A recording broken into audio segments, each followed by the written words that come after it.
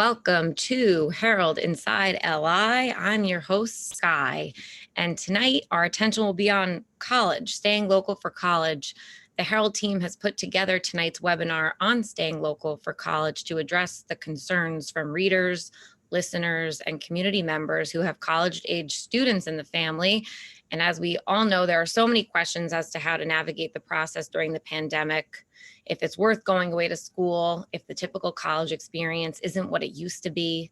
Should kids stay on Long Island, live at home, and commute to school? Should they stay close by in case there's an outbreak on campus? These are all the questions going through families' minds. And with the increase in vaccinations, people wonder what's the outlook from a college perspective on planning for the future of campus and classes and social events. So I'm here tonight with a panel of experts to answer all of these questions and more. And from speaking with a few of them ahead of time, before the webinar, I learned that they all know each other. So that's what I love. I love moderating these types of panels when there's some camaraderie on the screen, because the audience loves it too, our live audience. It gives us this warm social feeling that I know we're all so desperately missing these days.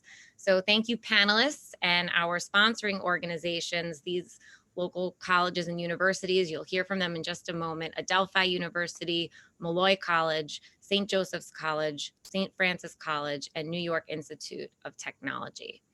And I'd like to remind everyone tuning in, our live audience, that you can submit questions to the panelists using the Q&A function at the bottom of the screen down there, and I will weave in your questions as they fit into the discussion tonight, along with the questions that were submitted ahead of time.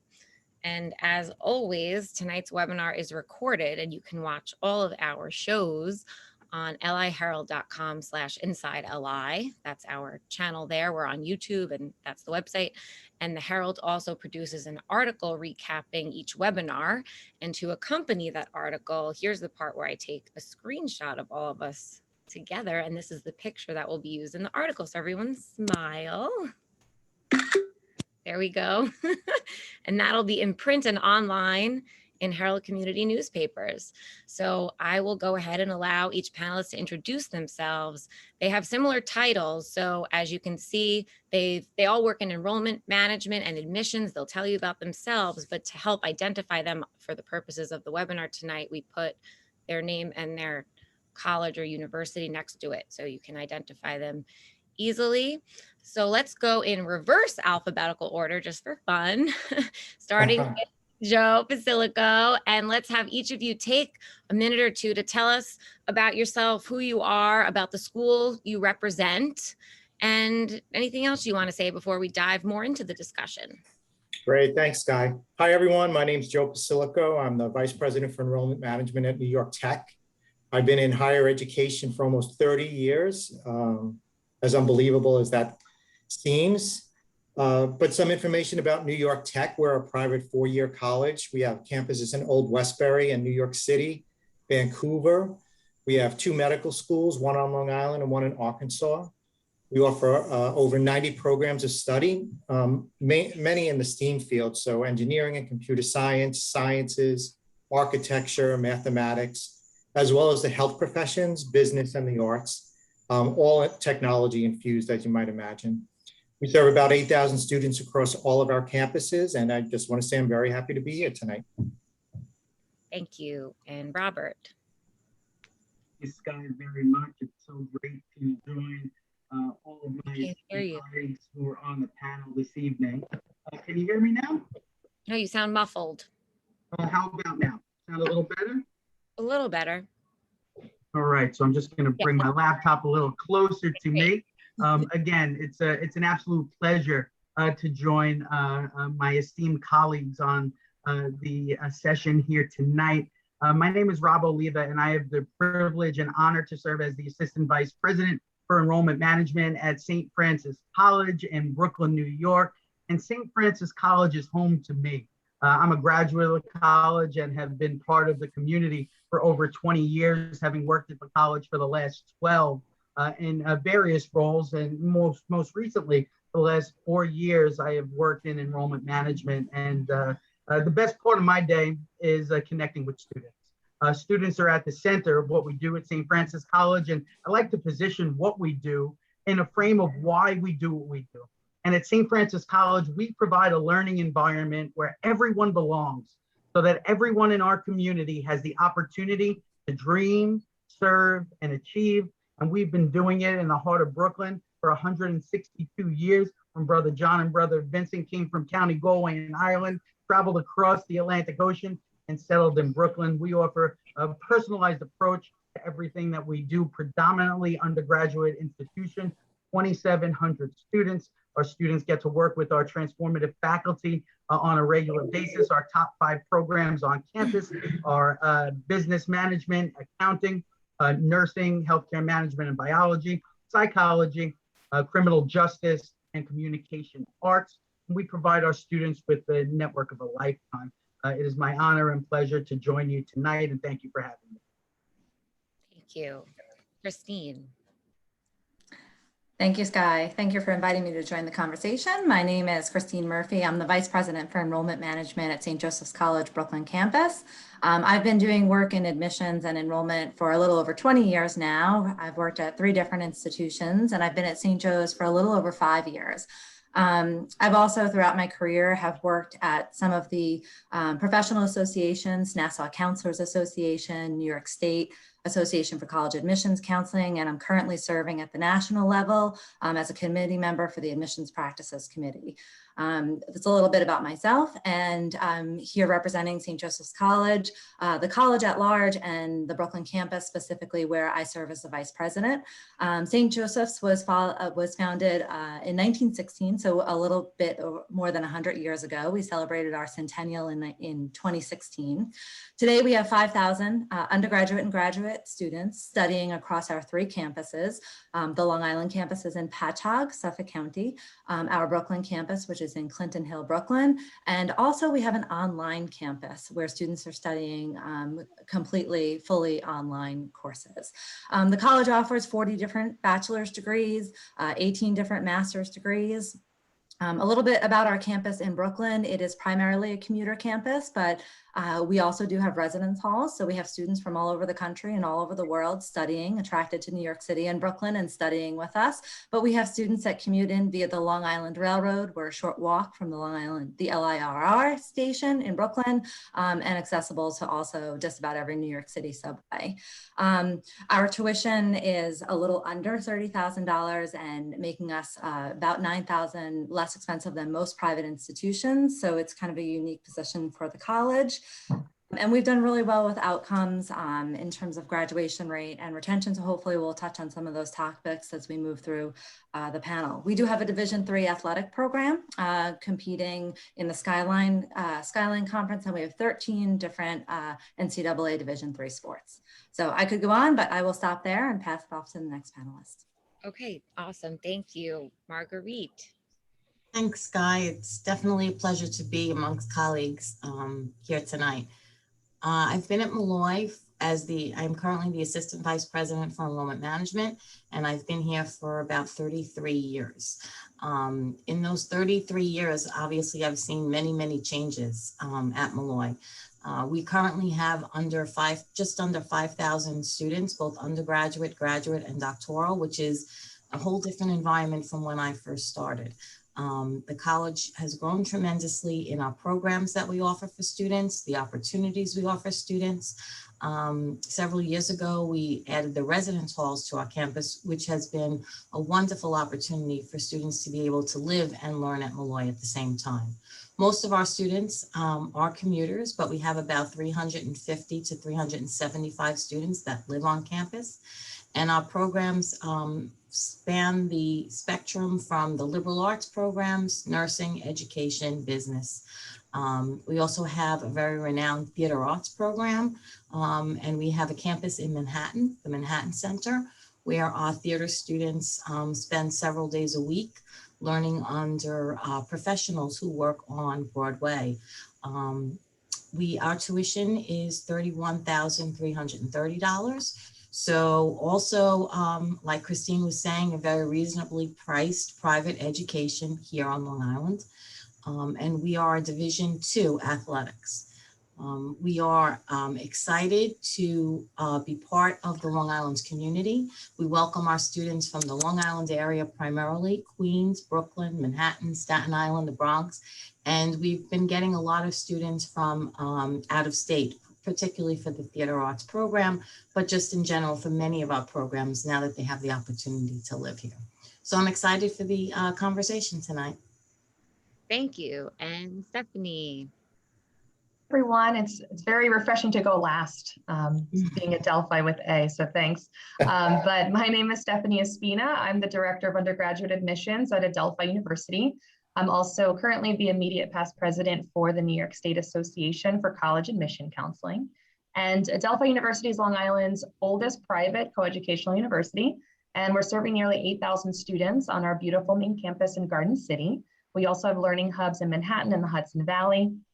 We're a highly awarded, nationally ranked doctoral research university. We offer over 70 undergraduate programs, over 65 advanced degree options, and we're also Division II in athletics. Our Adelphi Panthers come from 64 countries, 43 states, and our graduates are highly successful. 94% of our graduates are either employed full-time or enrolled in grad school within 6 months of graduating, and they're actually earning starting salaries 40% higher than the national average. So it's great to be with you guys tonight. Well, that's a fun stat, Stephanie. So we want to talk about a lot of things that a lot of you mentioned, but let's start first and talk about how COVID impacts the way that you recruit and enroll students. Maybe we'll talk about that first, and maybe we'll begin with you, Stephanie, since you went last the first time. Sure, it's a loaded question, because I think when we all hear that question, we think of so many things that have changed personally within our teams, within our interaction with students and families, but I can start with some of the pieces. I think there's a lot of aspects to answering this question, but our visit programs have changed dramatically. I think first and foremost, I remember, just over a year ago, we got the call to be completely remote. So obviously from a working standpoint, we had to, revise our operations and completely change the way we did things from a remote perspective, but then also unfortunately had to cancel our visit program, or suspend it rather, and get creative about utilizing our digital tools like virtual tours, which really became so crucial this last year, any other digital components that we could really promote and engage students with. So the visit program, I think, was a big hit for us because, as you know, and as many prospective families know, visiting campus is really that clincher. It's an exciting moment, and it really helps solidify that college decision. So without that, I think it was very difficult to recreate that. But eventually things did open up. We were able to offer, especially at Adelphi, on-campus tours. So right now we do have one-on-one tours that are taking place, obviously in a safe way. Pre-registration is required. We have self-guided tours available, but really using a lot of the virtual tools. The virtual tours, I think, are really here to stay. We offer them every day. And in addition to our previous in-person programming, I think that's something that will continue, even beyond when everything is completely open. I think also, I'll just mention one more point and I'll let my colleagues answer. I think we've already practiced empathy in our work, but this last year, I think our teams really had to really channel that when we worked with families. A lot of families have been negatively impacted by COVID. So, really just being sensitive and being flexible in terms of our admissions policies, in terms of getting back to families, being available to families, and just lending an ear. I think this was a really big year for the counseling part of what we do, and it's something that I think we'll keep. Now, Stephanie mentioned you are doing tours. Maybe by a show of hands, are other schools doing in-person tours? Everyone, okay, everyone is now. So, and again, audience, if you have any questions, just type them in and we'll go through some of those questions. But maybe let's go to Marguerite with that question about recruiting and enrolling, how it's different now. Yeah, I mean, I think to Stephanie's point, things were very different when we no longer could have that personal in-person experience with students. So much of what we do at Molloy is built upon that, that it's really a crucial part of a student's decision in choosing a college. From when we had to, and so much has evolved since when we went into this last year. When you think that now we're actually having in-person tours, that's amazing. But you're right, it was virtual tours, it was virtual college fairs. No longer could you meet parents and students at a high school or at a national fair and have a conversation about what your school had to offer. The fairs became virtual fairs, and students are tired of Zoom. I think we're all a little bit zoomed out. So it's really hard to have that same interaction over a computer screen. We always offer many on-site enrollment opportunities for high schools, and even those became virtual. So we were very concerned about not being able to bring students to Accepted Students Day, to open house, to visit our campus. Because what students always tell us is, I knew right away when I came on your campus, I got a certain feel, this was the place for me. And so much was built upon that. But happily, we've been able to really, I think we've all been very resilient in this, students especially, and been able to say, okay, this is where we're at. Let's try a different tact, but let's give the students as much information and as much personal contact as possible, be it videos, phone calls, whatever it might be. I know I don't mean to keep calling on people, but I can do that. But otherwise, we can just make it like a conversation about recruitment and enrollment. Yeah, can I jump in? Sure. Yeah, so I mean, we've all had to adapt, and I think it's been a bit of a struggle and a challenge. But the positive is that, you know, having these virtual events, we've been able to meet so many more students that ordinarily couldn't come to our campus, right? So we've seen students from all across the country, all across the world, that wouldn't ordinarily be able to come to campus. And so that's been a real positive for us. And I think moving away from the virtual, you know, in terms of enrolling students, we've had to make some changes this year. And so we were planning to go test optional with the standardized tests.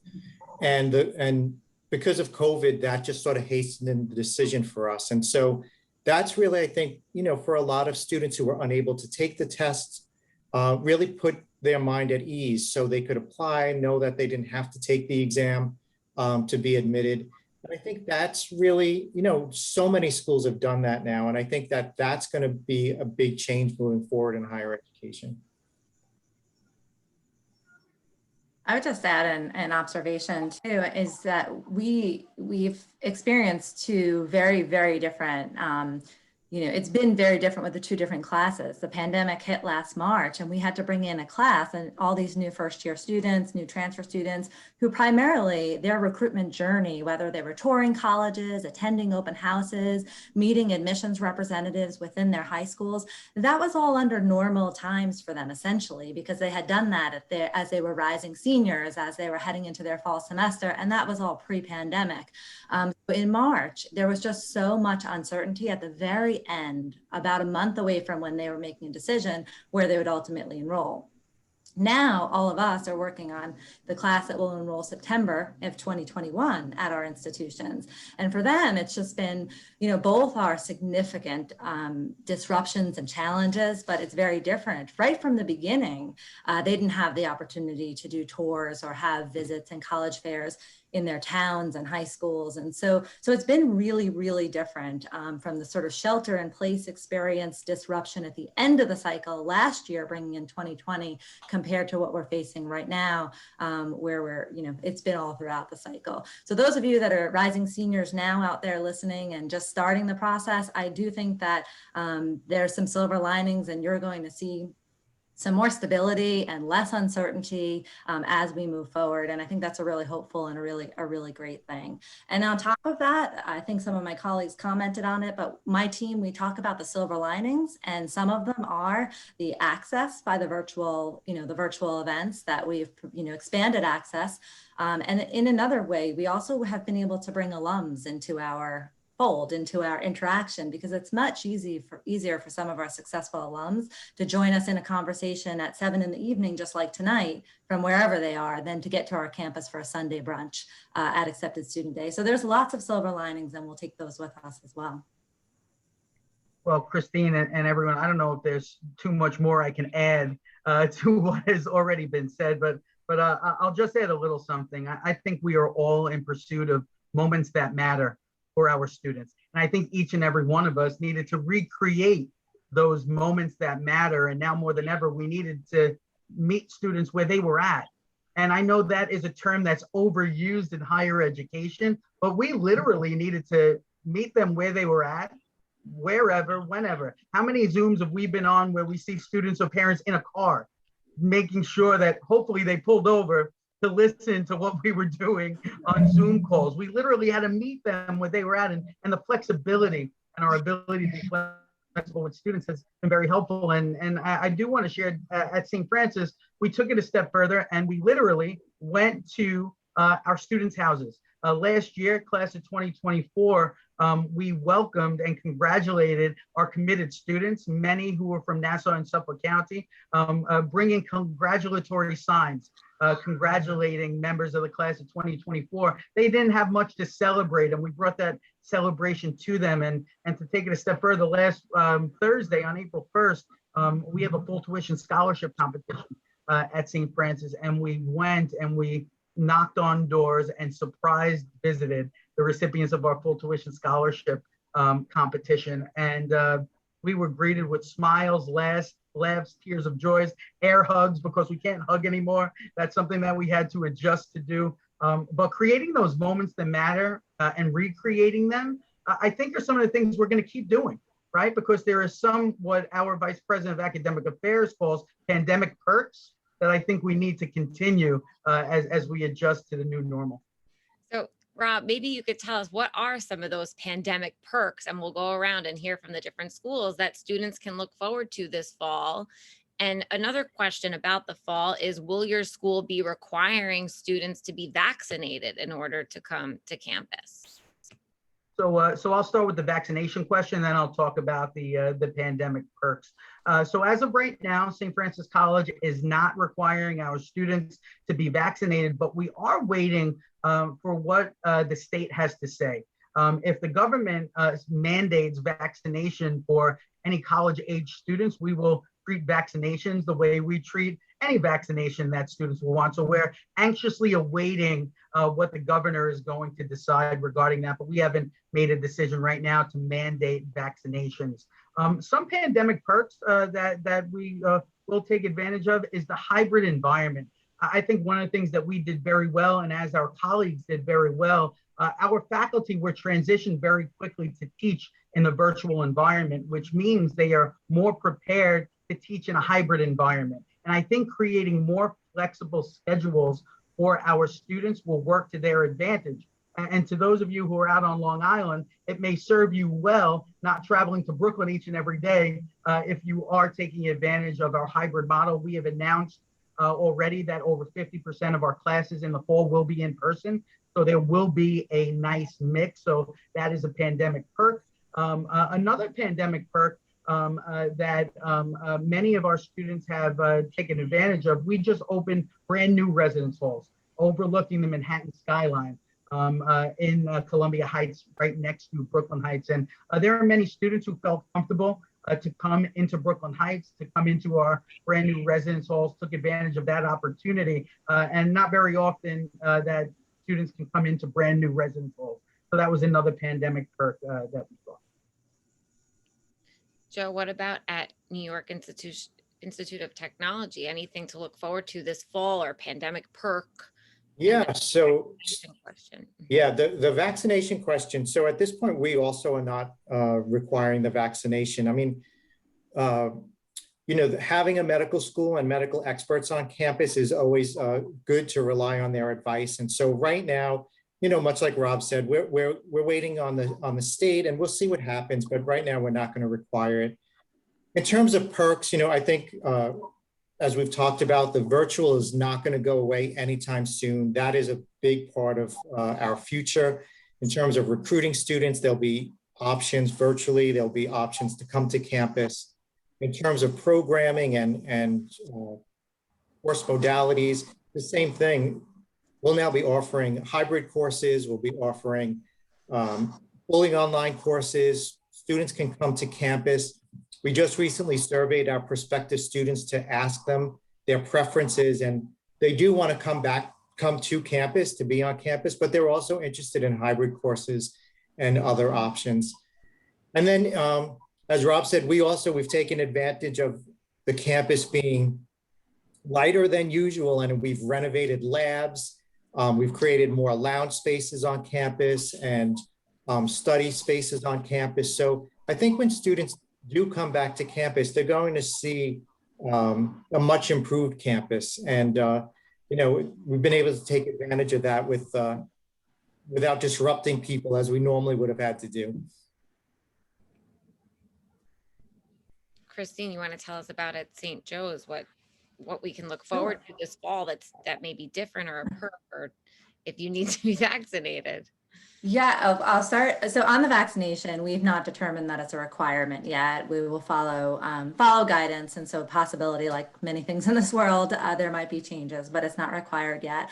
Good news to report is that the college did successfully have a vaccination clinic on our campus. So myself, along with most of our enrollment and financial aid team, it was the Johnson & Johnson one-shot vaccination offered on campus. So that was really, really great that a large part of our community is already vaccinated and protected.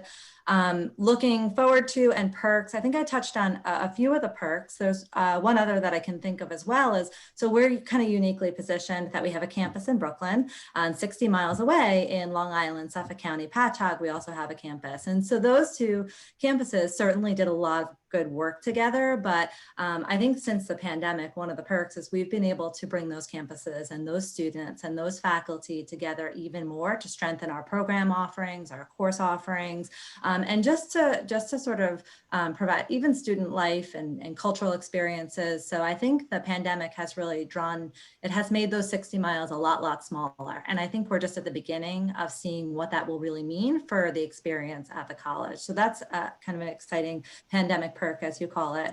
And looking forward, I think that as much as we've learned a lot and virtual is great, we are hearing and everything we're seeing from our students and reading and learning is that human interaction and the experience in the classroom and also on the campus outside the classroom, whether it be on the field or in student government or activities or just in our in Clinton Hill, Brooklyn, it's just an incredibly creative, diverse, wonderful area. So getting back to that, virtual has made things much more flexible, an added benefit, but to have more normalcy on the human connection and interaction and in person, we're really looking forward to that. Our fall sports did not run. Our spring sports are running right now. So that's just an example of what we have to look forward to in terms of interaction and moving forward. Mm-hmm. Yeah, at Molloy, the same as the others, the vaccination is definitely not mandatory at this point, but as always, we will follow CDC and recommended state guidelines if those things do change. But right now, it's not required. I'd say in terms of the perks, similar to what my colleagues were saying, was definitely the flexibility. I think that was really key this past year. The faculty really did take this by the horns and say, okay, we can do this and we can offer hybrid classes. And I think the big message that came out of it was that the courses that were hybrid and online can be as effective and engaging as the face-to-face experience. So it's great that we'll continue, I think, to offer those wonderful opportunities to students. But for this coming fall, we will have the majority of our courses will be face-to-face. We will still offer hybrid and online learning options for students that cannot or choose to not come to campus, or for students who need that flexibility, our adult learning population. Many of our graduate programs have online programs already, but for those traditional undergraduate students that want that college experience, they will have it here in the fall. We had many of our student activities were via Zoom or outdoor this past year to get students to still intermingle and meet new students and have some type of social activity. And we look forward to mixing that up in the fall with in-person events, as well as continuing some virtual events to give those other students that are a little bit further away the opportunity to join in on campus events. I'll just add too that, similar to my colleagues, we're currently not requiring a vaccination, but are fortunate enough to have, I want to say 400 doses of the Johnson & Johnson vaccine that just arrived or will be arriving the end of this week. So we're equally excited that our community is jumping on board and also promoting safety on campus. This fall, we're looking to at least aim for 75% of our undergraduate classes in person. So we will continue the hybrid models and different modalities based on what student preferences are and what their needs are. But that is the hope at minimum. And, of course, between now and then, we'll just continue to monitor and really hope for the best and increase in-person engagement in general for the fall. Something I know that we're all looking forward to. A lot of us have been in this building already this spring, but in January, we actually debuted our newly renovated and expanded Ruth S. Harley University Center, which is a beautiful, environmentally friendly, state-of-the-art building and really a hub for students. So it's really refreshing to see students there now. We have a full Starbucks, we have additional meeting spaces, outdoor dining areas. So it's really a gorgeous space. And I think I'm looking forward to personally seeing more students enjoying this space because, just like anyone on any campus, whenever there's a big project, now that it's finally done, it'll be nice to see life in that building. And it's really a revived building on campus and central to our campus as well. One of the questions that came in just now is how do you support students after graduation? And Stephanie, what was that stat you gave about your graduates in the beginning that they make more? What was the stat exactly? Yeah, so our graduates the first one I mentioned was 94% of our graduates are either employed full-time or enrolled in grad school within 6 months of graduating, and their starting salaries are 40% higher than the national average. So they make around $75,000 on average starting out. It's like a good PR stat to have on. I think it's pretty good. But do you want to talk about how you support your students after graduation? Is that something that, if anyone wants to talk about that, and then we can move on to financial aid? Some questions came in about that, but do you want to talk about helping students after graduation? And I wonder about those stats, if that was true during the pandemic. I imagine maybe the stats changed this past year, but. Well, each year, I think all of us, we go by, the prior year data. So that is the most recent that we have for 2019. And we'll continue to update, once we finish surveying, previous classes. But yeah, I'll definitely let my colleagues jump in terms of support for students. I think, all of our campuses have various services for students. I think, we can't be a higher education institution without truly helping students succeed while they're at our schools. But I also think that, the help and the support starts from the moment they apply, and work with admissions all the way through graduation. And then of course, beyond as alums and part of the alumni communities at our schools. So I know, and Christine had mentioned it earlier, that, the alumni engagement is so important right now. We want to feel like a connected community, not only for our own internal communities, but really for the prospective communities, and to really share and showcase what type of community we want them to be a part of. So I think there's been a lot of camaraderie, a lot of different engagement events. We recently at Adelphi had our annual giving day, and it was still just as exciting, even though it was all virtual. We really rallied together and raised a lot of money. And a lot of that will go to supporting students. So I think all in all, from start to finish beyond, I think, all of us offer a wonderful array of services, but I'll let my colleagues jump in. Yeah, and I say also, as you think about the services and talk about the services to graduates, I'm also thinking maybe talk about any services to students when it comes to mental health. I know it's something that you touched on, but I know it's also something that questions have come in about. So maybe any kind of services that you want to talk about.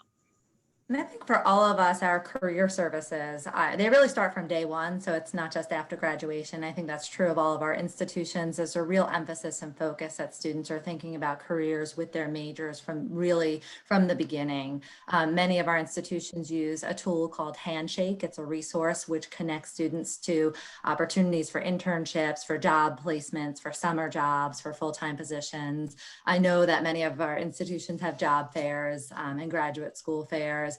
We do also have 26 dual degree programs on our campus. So we also try to, provide students pathways to our own graduate programs. We have 18 different master's programs offered at the college. So students can kind of do dual enrollment while they're completing their undergrad, also satisfy credits for their graduate program and complete a little bit more quickly. So that's another kind of service towards moving towards graduate school. I'll pass it. I'm repeating some things that many of our institutions probably do, but I'll let my colleagues chime in there. Sure. Molloy has one of the highest retention and graduation rates in the area, much higher than the national average. And so when students come here at Molloy, they really like it here and they become entrenched in the community. And we offer so many services to really help them succeed along the way. Yes, the Career Center, of course, is important, but we also require, the vast majority of our programs require that students complete an internship as part of the program, which really gives them preparation for the after college experience. You know, talking about advantages of staying home and on Long Island and in the area, you know, students who are in the nursing program or in the education program or business students or any major have the opportunity to be in the hospitals and the school districts and the businesses within the New York community, New York City, Long Island, wherever they choose to be. And so that certainly gives them a leg up when it comes time to graduate and they're looking to be a teacher. They've already interacted in that school district. They already know that student. They don't know the student that maybe went away to school in Connecticut or Florida. So that certainly gives them an advantage. Students in the business program have the opportunity to have internships in Manhattan at the top accounting firms, and Wall Street, wherever, all these different arenas, which gives them the opportunity, again, to have that leg up when they graduate. So that's really important. And then the other piece of it is, you asked about mental health.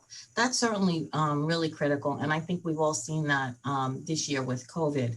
It was, we have mental health support services for our students, of course, at no charge.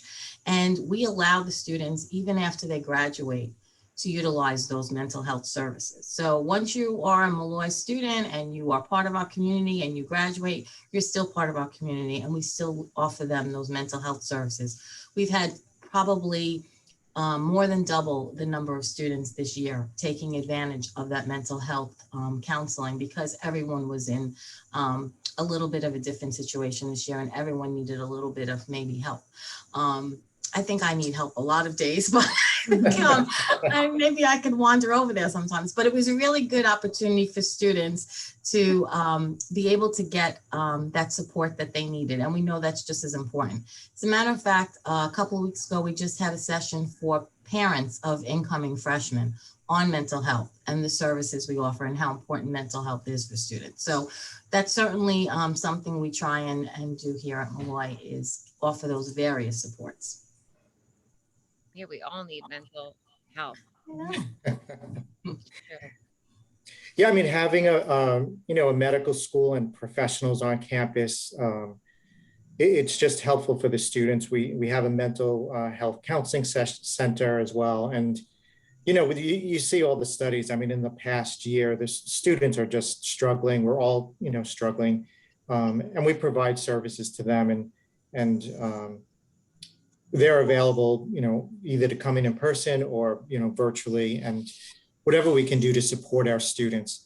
And then in terms of students who have graduated and how do we support them, one of the big things on probably all of our campuses is that our faculty don't just work with our current students, they're well connected in the community, in businesses and companies, and they continue to work with our students. We also run events, as Christine said, through Alumni, where we're bringing students together and helping them to connect and network and make connections. So I think there's a lot of support from our students, from the minute they walk in until they, the student timeline is they inquire, they apply, they're still with us until they become donors and lifelong,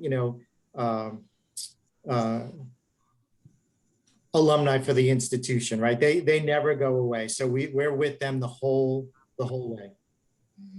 And to add to what Joe's saying, our career development office saw an uptick in alumni coming back for resume help and for networking opportunities. The pandemic had negative effects, of course, on employment.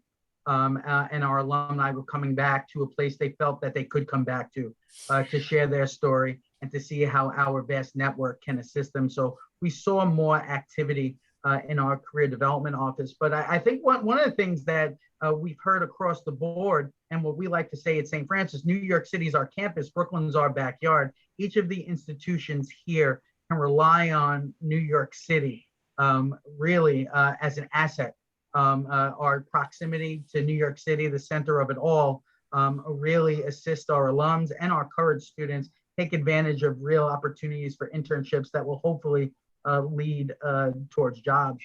And on the mental health front, I know a lot of institutions haven't been able to invest during the pandemic.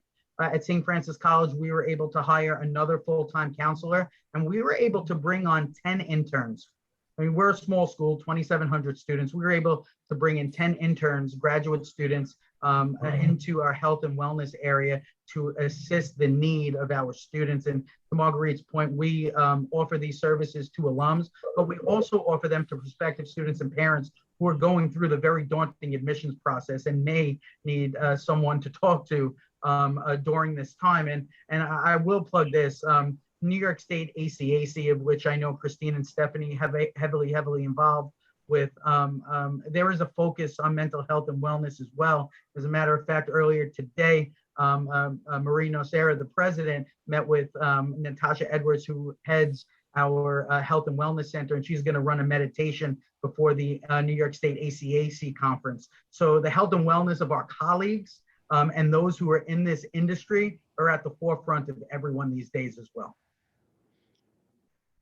I think Rob and Marguerite probably touched on the most important thing is just that after graduation, having your college or your university, your institution close to you still, so you can use all those services. And when you're doing the experiential learning as an undergrad, it's in a community where you might possibly, live, reside, work, have a career. That's like really invaluable and adds so much to staying local, which is obviously the topic for this session, but really all the things we're talking about, if it was across the country during the middle of a pandemic, it might not be as valuable, all the alumni services and college university services. So great point, both Marguerite and Rob.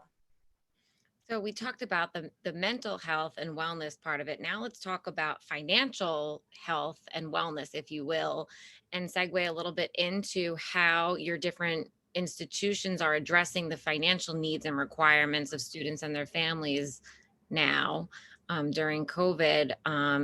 If you want to, I know a few of you mentioned the tuition costs, if you want to mention those costs again. And then anything you can talk about with regard to the Higher Education Emergency Relief Fund and how that factors in to your admissions process, how prospective students can benefit from that. Let's begin with you, Christine. Sure. So we actually saw more students considering us enrolling at the college last fall, which was bucking the trend a little bit with regard to, the pandemic hitting and the fall 2020 enrollment. I think that had a lot to do with our tuition costs as well as the education programs, all the services, location. But our tuition is being under $30,000. We offer great financial aid packages, institutional aid packages based on need and also based on merit. And the idea of staying local, sometimes students will be looking at really, really significant costs for room and board. So that also staying local and being able to commute eliminates the burden of that room and board cost as well. So in some of those respects, our costs and also our ability to fund and give really solid, generous financial aid packages kind of helped our enrollment this past fall. Also, a couple of things, our college started a COVID emergency fund. It was started in advancement, and it was primarily to help our current students, not necessarily prospective students who hadn't joined us yet, but our generous alumni donors and friends of the college donated to the COVID emergency fund, and we were able to handle special circumstances and give grants to students to handle balances, to handle emergencies. And in addition to that, the Higher Education Emergency Relief Act is very much, now we're in 3. They had HERF 1, which was called the CARES Act, and then HERF 2, which was the supplemental appropriations. And now we're seeing a third package come through. The federal government approved and signed into law, I think, just in March. So there is a lot of funds coming towards higher education. Some are allocations for institutions, so they can provide services and continue to invest in their infrastructure to support students. So some are allocations to institutions, and then other funds are allocations that go directly to the students. And there's a lot of regulation about how we spend those funds, but they go directly to the students. Similar to, for some of those in the audience watching, I'm sure you know about, maybe receive the stimulus funding, the stimulus checks. It's fairly similar to that. It was a vehicle to get funding into college students, so they don't experience the disruption from the hardship of the pandemic. So we've been able to award students, funds through multiple, our own institutional emergency funds, as well as the administration of the federal Higher Education Emergency Relief Act funds. And to Christine's point, the federal government also made changes that in HERF 2, students were able to have that go directly to support tuition payment, which I think benefited many of our students. As is very mission driven, St. Francis College really looks out, as all of our institutions do, for the financial well-being of our students. We offer very generous merit and need-based scholarships that are brought forward thanks to the generosity of our donors. But back in 2012, during Superstorm Sandy, the Advancement Office came up with what we call, our mascot is the Terrier. D1 Athletics at St. Francis. We came up with the Terrier for Terrier Relief Fund, and we supported students who were going through very challenging times during Sandy. And we kept the fund going over the last couple of years because we knew there was going to be the next Sandy. And the next Sandy that affected our students and their families was COVID-19. So we were able to offer Terrier for Terrier Relief Fund relief funds to both incoming students and current students. Our institution, really, the students took advantage of HERF 1 and HERF 2, and we look forward to taking advantage of providing opportunity for our students through HERF 3. And I think one of the core values, and I think all of us are taking this approach, we're advising our students to take care of themselves, we're advising our students to take care of others, and we're advising students to take care of the college. And I think if we take that approach and can take it from a financial aid lens, we will continue to be colleges of opportunities for our students. Yeah, at New York Tech this year, knowing the financial difficulties families are facing, we actually froze our tuition. So tuition next year will be the same as it is this year, which is about $38,000 per year. When you net it against all the federal and state and institutional aid students receive, our net cost is extremely reasonable and one of the best in the area. We too have emergency grants. We used a lot of emergency grants this year to help students who were in need. I mean, we also offer significant merit and need-based aids to begin with. The federal government actually this year allowed schools to take their work-study funds, which since we at times didn't have a lot of students on campus working, we took our work-study funds, converted them to grants, and were able to provide students with a lot of grant need that way as well. And in terms of the HERF funding, between HERF 1 and HERF 2, we've probably already awarded well over $4 million directly to our students. So that's been a big help for families this past year. Yeah, at Molloy, hovering just above $30,000 between the institutional grants and federal and state awards and loans, students really are able to meet the tuition. We froze tuition for this past year. So for 2021, we chose not to increase our tuition, primarily in response to just what you were saying, Joseph, in the need to really take care of our own students who were really struggling at that point. So we froze the tuition for 2021.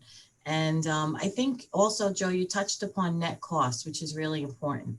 Many times I think students, when you're looking at colleges that have very, very high tuition dollar costs, plus the room and board, and then you look at a local school where the tuition is not as high, and maybe you don't have to have room and board, you can commute. You look at the scholarship and institutional aid that you got from that other institution, you say, oh, but they gave me so much more money. But they really need to take a look at that net cost, because very often it's comparable or less expensive for them to attend the local institution than it is for them to go away to the Yeah, other schools. absolutely. Marguerite, to your point, we are as affordable as local public institutions after the grants and aid that we award, plus government aid. And I think sometimes we as private institutions need to do a lot of myth busting to inform students that, you know what, a private school is affordable. You know, we're in the same range with many of you. Our tuition's under 30,000 as well, but you know, after our scholarships, we become an affordable option and drive it down to what the publics are. So I think we're all on that myth busting tour together. Yeah, and there's also a lot of hidden costs, you know, when students go away. You know, we're not just looking at tuition and room and board, but when you're coming home for the holidays, you're coming home on a weekend. There are lots of hidden costs that students and parents don't really think about when they look at that bottom line. Yeah, I'll just add too, just back to the myth busting and really sticker price. I mean, Adelphi's tuition and fees for this next year is around $42,000 per year. And that sounds, you know, a little daunting, but when you factor in scholarships that range up to $28,000, when you factor in that 87% of our undergraduate students each year receive scholarships, 94% receive some form of financial aid each year. Our average package is around $27,000. You know, to previous points, it can dwindle down. So it is about educating our prospective audiences about costs, net costs, scholarship opportunities, et cetera. One thing we did change this year, just in light of the pandemic, but also thinking about, you know, student success beyond the point of admissions when we work with students, is thinking through the scholarship renewal policy. So we actually made a big announcement recently that we changed all of the renewal GPAs to be a satisfactory academic progress. In the past, our academic merit scholarships, which many of our schools offer, usually come with higher GPA requirements to keep that scholarship. So we made that decision to make it satisfactory academic progress in order to maintain that. And we hope that it's one less stress and a way to alleviate losing awards, one, which is you know, really crucial for retention and also financial assistance, but certainly that stress, you know, to keep that and on top of all the other things that students have going on. Just to touch on the COVID relief funds that were mentioned, we also had one on campus as well. We're continuing to fundraise whenever possible.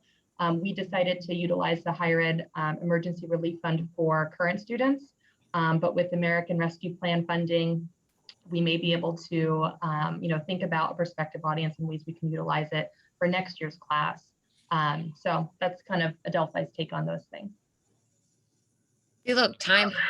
Look, we have 8 minutes left together. So I'm going to just read some of the other questions that have come in, and then maybe we'll go around and you'll give concluding thoughts, maybe including some of these other questions, right? People have asked, are you seeing more transferring students coming to your campus, whether that's higher or lower during the pandemic?